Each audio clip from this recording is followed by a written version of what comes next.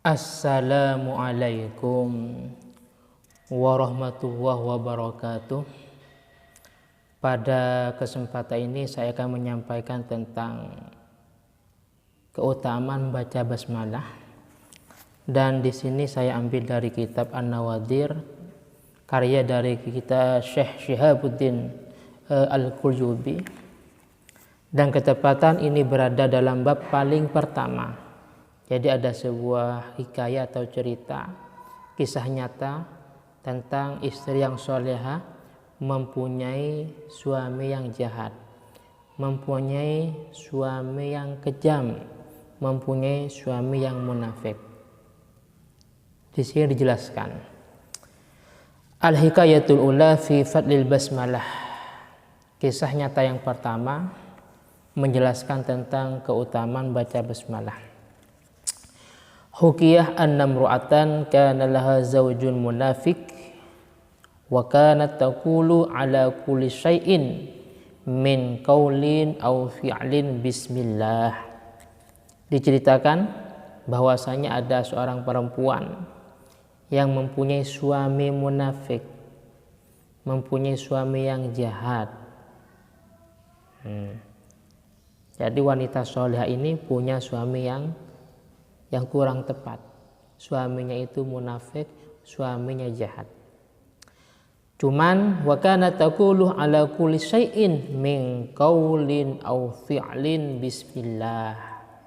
Wanita ini setiap berbuat apa saja, baik sifatnya ucapan, baik sifatnya pekerjaan, tidak lepas dari mengucapkan atau berdoa Bismillahirrahmanirrahim. Mau keluar rumah, Bismillahirrahmanirrahim. Mau masuk rumah, Bismillahirrahmanirrahim. Mau pakai baju, Bismillahirrahmanirrahim. Mau ngambil sesuatu, mau menyerahkan, mau apa saja, baik mau berbicara, baik mau melakukan sesuatu, tidak lepas dari Bismillahirrahmanirrahim. Dan ini memang ada sebuah hadisnya. Dalam hadisnya dijelaskan kullu amrin dzibalin. Setiap sesuatu yang mulia, setiap sesuatu yang agung, tapi sayangnya la yubda'u fihi bi bismillah fahuwa abtar.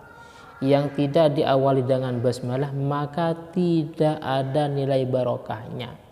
Maka barokahnya putus kalau kita tidak mengawali dengan basmalah. Kisah selanjutnya, faqalah zaujuha la af'alanna ma akhjuluha bih. Jadi suami ini punya niat jahat, ingin menyebabkan istrinya itu bagaimana sekiranya malu, ingin dipermalukan, sehingga punya tipu muslihat yang jahat, tipu muslihat yang sangat fatal dengan cara fadafa'ah ilaiha syurratan, menyerahkan sebuah bungkusan. Entah apa bungkusan ini. Yang jelas suami yang jahat ini punya niat jelek, punya niat jahat, ingin mempermalukan istrinya. Mungkin karena istrinya setiap mau melakukan sesuatu tidak lepas dari membaca basmalah. Akhirnya suaminya punya niat jahat, muslihat yang sangat fatal dengan cara menyerahkan sebuah kantongan ini. Wa qala laha ihfadhiha. Dan suaminya ketika menyerahkan sebuah bungkusan atau kantongan ini berpesan kepada istrinya, ihfadhiha, jagalah baik-baik barang ini, jagalah baik-baik, jangan sampai hilang.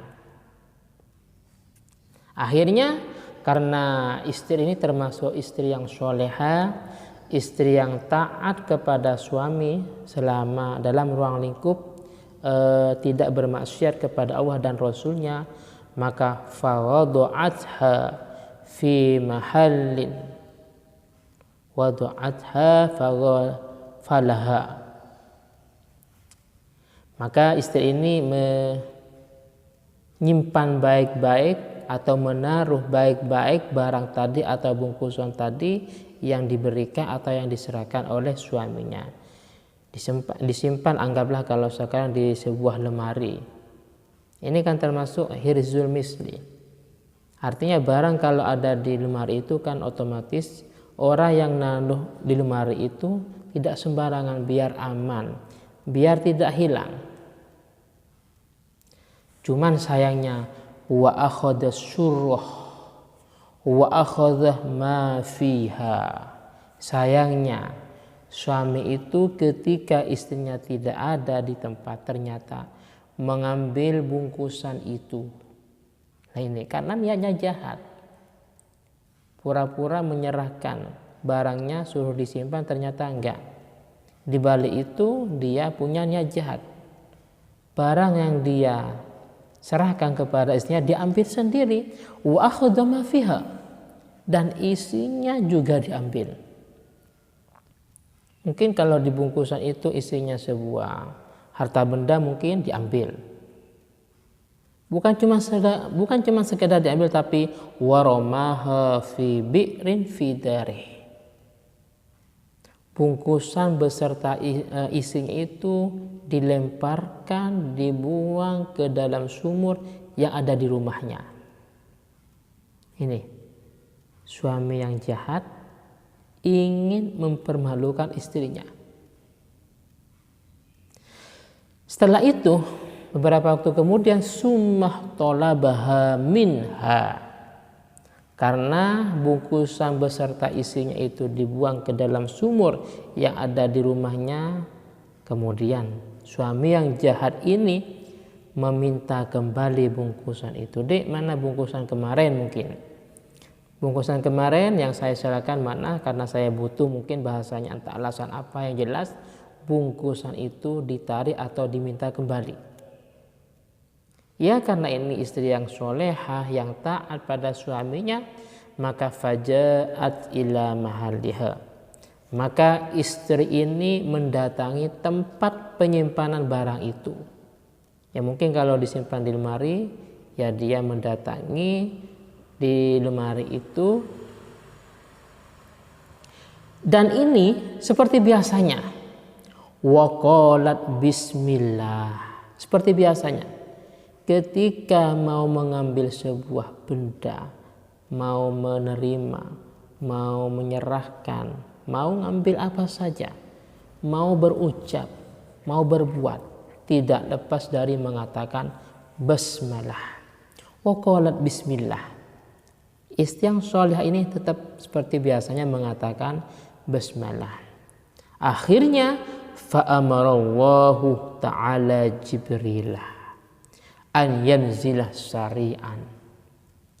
Akhirnya dengan barokahnya basmalah tadi, dengan barokahnya wanita tadi karena istiqomah membaca basmalah, akhirnya Allah Subhanahu wa taala memerintahkan malaikat Jibril untuk secepatnya turun ke dalam sumur itu. Wahai Jibril, coba engkau turun ke sumur itu. Wa yu'idas surah. Diperintahkan untuk turun ke sumur dan mengembalikan bungkusan itu. Dikembalikan ila makaniha ke tempatnya. Kalau memang bungkusan itu ada di lemari, maka Allah Ta'ala merintah malaikat Jibril untuk turun ke sumur dan mengembalikan bungkusan itu ke tempat asalnya, itu lemari. Nah, ini Masya Allah. Ini semata-mata memang barokahnya atau keutamaan kita istiqomah baca basmalah. Ini buktinya wanita ini. Terus fawada'at yadaha lita'khudhaha fawajadatha kama wadu'atha. Ternyata ketika wanita ini berada di depan lemari seperti biasanya mengucapkan basmalah, bismillahirrahmanirrahim, dia meletakkan tangannya dengan tujuan mengambil benda itu, dengan tujuan mengambil bungkusan itu. Lita'khudhaha, fawajadatha, dan dia menemukan benda itu, bungkusan itu masih ada di lemari itu, masih ada di tempat semula, kama wadu'atha, sebagaimana yang dia taruh. Akhirnya ini fata'ajjaba zawjuha wa taba ila Allah ta'ala. Akhirnya suaminya merasa heran, fata'ajjab, heran dengan kejadian itu, kok bisa, padahal tadi suaminya sendiri yang mengambil bungkusan itu beserta isinya dan membuangnya ke dalam sumur yang ada di rumahnya. Tapi kenyataannya tidak.